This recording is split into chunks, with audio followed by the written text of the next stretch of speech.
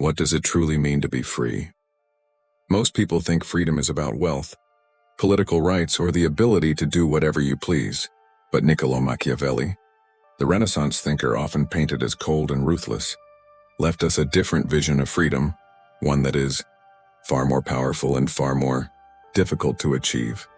He teaches us that freedom begins not in the external world but within the inner world of the self. In an age of political chaos where rulers were toppled overnight, alliances betrayed, and fortunes shattered, Machiavelli noticed something timeless. The people who endured were not the ones with the largest armies or the most loyal allies. They were the ones who could master themselves. Those who could not control their anger, their fear, or their greed were always the easiest to destroy. But those who disciplined their minds and their desires could survive storms that would drown entire kingdoms. Today, in our modern world, the battlefield has changed, but the principle has not. Every day you are bombarded with temptations, distractions, and pressures designed to pull your strings. Advertisers exploit your desires. Leaders exploit your fears. Even friends or partners may manipulate your need for approval. And yet Machiavelli's lesson cuts through time to speak directly to us. If you master yourself, no one can control you. In this video, we will uncover Machiavelli's 7 pillars of self-mastery. These are not abstract theories, they are practical, hard-earned truths from a man who studied power, survival, and human nature at its rawest. By the end, you will see why self-mastery is not only the key to personal freedom, but also the foundation of true power. Let us begin. Part 1. Why mastery of the self is the highest form of power. Machiavelli lived in Florence during the Renaissance, a time when politics was a dangerous game. Intrigue ruled the courts, betrayals were common, and fortunes rose and fell overnight. He had seen men in high positions lose everything, not because their enemies were stronger, but because they themselves were weak inside. A ruler who could not control his temper, who spoke recklessly out of pride, often signed his own death sentence. From these observations, Machiavelli concluded that the first and greatest conquest is not of land, not of armies, not of wealth, but of the self. You may gain the world, but if you cannot master your emotions and desires, you are vulnerable. He warns that external victories are meaningless if you are a prisoner of your inner chaos. Think of a man consumed by rage. His enemies need not fight him directly. They only need to provoke him, and he will destroy himself. Think of someone consumed by fear. His rivals need only whisper threats, and he will surrender without a battle. Or consider the ambitious man who cannot resist flattery. He will be manipulated by anyone who knows the right words to say. Now imagine the opposite, a person who cannot be shaken by insult, who does not act out of blind rage, who does not collapse under fear, who is not swayed by bribes or seduction. Such a person is untouchable. You cannot predict him, you cannot bend him, you cannot own him. This is what Machiavelli meant by the true power of self-mastery. He teaches us that strength of character is a fortress stronger than stone walls. Armies can be defeated, wealth can be stolen, allies can betray you, but no one can take away the control you exercise over yourself. That is why mastery of the self is the highest form of power. It is the only power that can never be stolen. Part 2. The prison of desire and how it controls you. If self-mastery is the fortress of freedom, then desire is the crack in the wall that lets the enemy in. Machiavelli warned constantly about the dangers of unchecked desire. He knew that human beings are rarely ruled by logic. They are ruled by what they crave, and what they crave can be used against them. Look at history, and you will see this truth repeated endlessly. Leaders who could not resist their lust for wealth bankrupted their nations. Generals who could not resist their hunger for glory marched their armies into traps. Politicians who sought popularity at any cost sacrificed principle and ultimately fell from power. Desire in every case was the chain around their neck. Machiavelli understood that desire is the most effective tool of manipulation. If someone knows what you crave, they own you. If you desperately want approval, they can withhold it and bend you to their will. If you cannot resist pleasure, they can tempt you into destruction. If you long for wealth or power more than anything else, you will trade away your soul to gain it. That is why Machiavelli's call to self-mastery begins with mastering desire. But here's the crucial point. He does not tell us to kill desire completely. He was not a monk preaching total denial. Instead, he urges us to put desire in its proper place, to stand above it, not under it. You can pursue wealth, but never let wealth enslave you. You can love deeply, but never let love blind you. You can enjoy pleasure, but never let pleasure dictate your choices. The person who has mastered desire is not cold or lifeless. Rather, he is free. He can enjoy life's gifts without becoming addicted to them. He can pursue goals without being consumed by them. He can accept fortune when it comes and endure hardship when it leaves. To make this clearer, imagine walking into a crowded room. Most people there are desperate for approval, for attention, for validation. They laugh too loudly, they flatter too eagerly. They posture and pretend, all in the hope of being accepted. But then imagine the one person in the room who needs nothing from anyone. He is calm, confident, and self-contained. His value does not depend on the applause of others.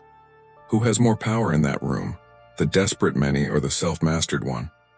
Machiavelli would say, the self-mastered one is sovereign.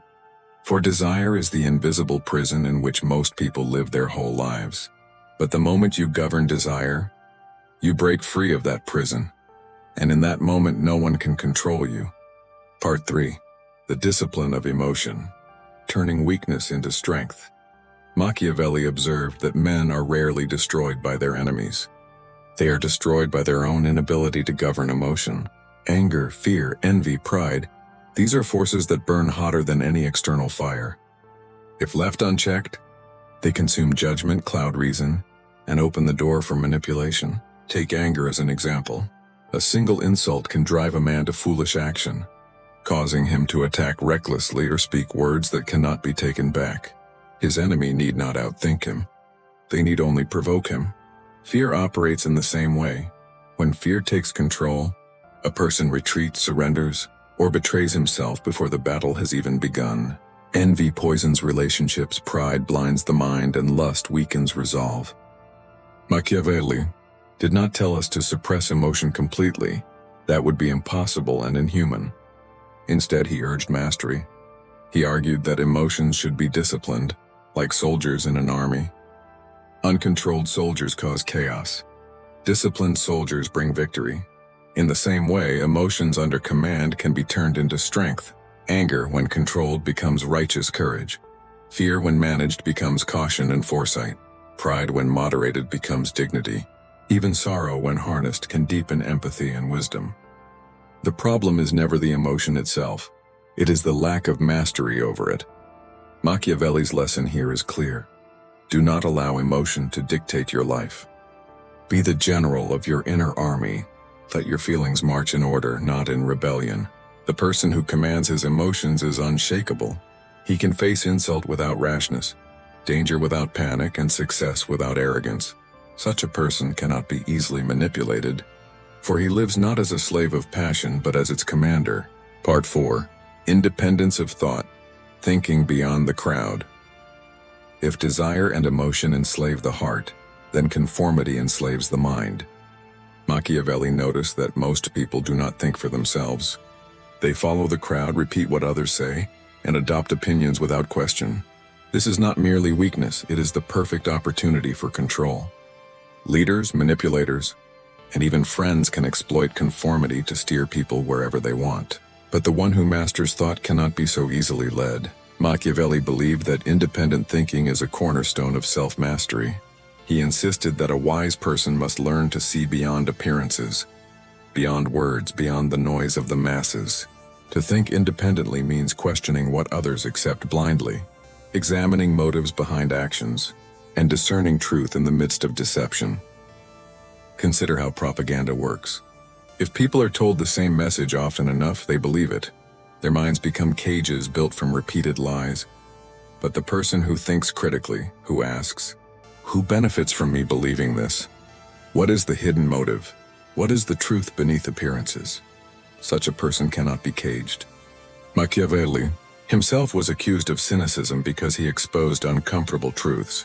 He pointed out that men are not always noble, that rulers often act out of self-interest, that appearances are often masks. Many hated him for saying this, but his independence of thought made his insights timeless. He was not blinded by the illusions that controlled others. In your own life, independence of thought means more than rejecting trends. It means refusing to let others dictate what is valuable, desirable, or true. It means shaping your worldview through reason, not through pressure. When you govern your thoughts, you govern your destiny. No crowd, no authority, and no manipulator can imprison a mind that has freed itself from blind conformity. Part 5. The Art of Self-Discipline, Freedom Through Restraint. At first glance, the words freedom and discipline seem opposed. But Machiavelli knew that they are inseparable. Without discipline, freedom decays into slavery to impulse. Without restraint, the individual becomes prey to every temptation, every weakness, every momentary desire. Machiavelli admired leaders who practiced strict self-discipline. He knew that the ability to delay gratification, to restrain impulses, and to choose long-term gain over short-term pleasure was the foundation of enduring power. A man who spends recklessly soon becomes a beggar. A ruler who indulges endlessly soon loses authority. A warrior who cannot endure hardship soon falls in battle. Discipline, therefore, is not restriction, it is liberation. True discipline does not mean denying yourself everything. It means governing yourself wisely. It means setting rules that strengthen you rather than weaken you. For example, rising early to study or work is a discipline that sharpens the mind. Controlling speech rather than speaking recklessly protects reputation and influence. Moderating appetite keeps the body strong. Resisting distractions builds focus. Each small act of discipline is a brick in the fortress of self-mastery. Machiavelli might say, "The disciplined man is feared not because he is harsh, but because he is unbreakable." Pleasure cannot corrupt him. Fear cannot paralyze him. Comfort cannot weaken him. He moves with intention, not impulse. Others see him as free, but in truth, his freedom is born of restraint. Consider the opposite, a person with no discipline. He spends without saving, speaks without thinking, eats without control, and chases every fleeting desire. He may feel free, but in reality he is chained to debt, to regret, to weakness, to the whims of others. Such a person is easily ruled, for he cannot even rule himself. Machiavelli's wisdom is simple but profound. If you want to be free, first bind yourself with discipline, for it is restraint, not indulgence, that creates the power to live on your own terms. Part 6. The Shield of Silence, Power in What You Do Not Reveal. Machiavelli often wrote about the importance of appearances and secrets. He understood that words are not just tools for communication. They are weapons that can be used against us. To reveal too much of your thoughts, your fears, your desires, or your plans is to hand over a map of your weaknesses to others. Silence, therefore, is not emptiness, it is armor. A ruler who shares every doubt with his advisors soon becomes their prisoner. A man who vents every anger becomes predictable. A woman who confesses every desire becomes vulnerable to manipulation. Machiavelli teaches that self-mastery is incomplete without mastery of the tongue. Control of speech is control of self. Silence does not mean muteness. It means selectivity. It means revealing only what strengthens you and concealing what weakens you. It means understanding that your inner world is your kingdom, and not everyone deserves entry. In a society where people expose their lives, emotions, and secrets publicly, the self-mastered person becomes powerful simply by holding back. Think of silence as a fortress. When you speak recklessly, you open the gates and invite invaders. When you remain measured, you force others to guess, to wonder, to respect. Machiavelli would remind us that people fear what they do not fully understand. The disciplined silence of a self-mastered person creates mystery, and mystery creates influence. Part 7. Mastery over Fortune, Rising Above Circumstance. Perhaps Machiavelli's most famous concept is fortuna, fortune, luck, the unpredictable force that governs much of human life. He admitted that no one can control fortune completely. It is like a wild river that can flood without warning, but he insisted that those who master themselves can withstand fortune better than those who do not. Fortune may strip you of wealth, but if you have mastered desire, you remain unbroken. Fortune may attack you with betrayal, but if you have disciplined emotions, you remain calm. Fortune may surround you with conformity, but if you think independently, you remain free. Fortune may tempt you with pleasures, but if you have discipline, you remain strong. In other words, while you cannot command fortune, you can command yourself. And in doing so, you gain a power greater than luck, the power of resilience. Machiavelli compared fortune to a river that destroys those who build no defenses, but spares those who prepare wisely. Self-mastery is that preparation. It is the dam, the levee, the fortress that allows you to endure storms without collapse. The ultimate mastery, then, is not over others nor over chance, but over how you respond to life itself. Machiavelli teaches us that no tyrant, no manipulator, and no stroke of bad luck can control a person who has conquered himself. Such a person may lose battles but never dignity. He may face hardship but never defeat of the soul. Ending. The final lesson of Machiavelli. So let us return to the question with which we began. What does it truly mean to be free? For Machiavelli, freedom was not the absence of rulers, or the possession of wealth, or the applause of crowds. True freedom was self-mastery, the ability to govern one's own mind, emotions, desires, words, and actions. The man who cannot master himself is a slave, even if he wears a crown. The woman who governs her soul is free, even if she has nothing. This is the paradox Machiavelli leaves us. The world may be uncertain, fortune may be cruel, others may seek to control you, but if you master yourself, you hold a power that cannot be taken away. Ask yourself today, what controls you? Is it desire, fear, anger, approval, comfort? Recognize it and you will see the chains that bind you. Then begin the lifelong work of mastery. For every step you take in mastering yourself is a step away from the grip of others. Remember Machiavelli's lesson. He who conquers himself is unconquerable. He who governs himself cannot be governed. He who masters himself is truly free. And that is the wisdom of Niccolò Machiavelli. Self-mastery is the foundation of all power. Master yourself and no one will ever control you.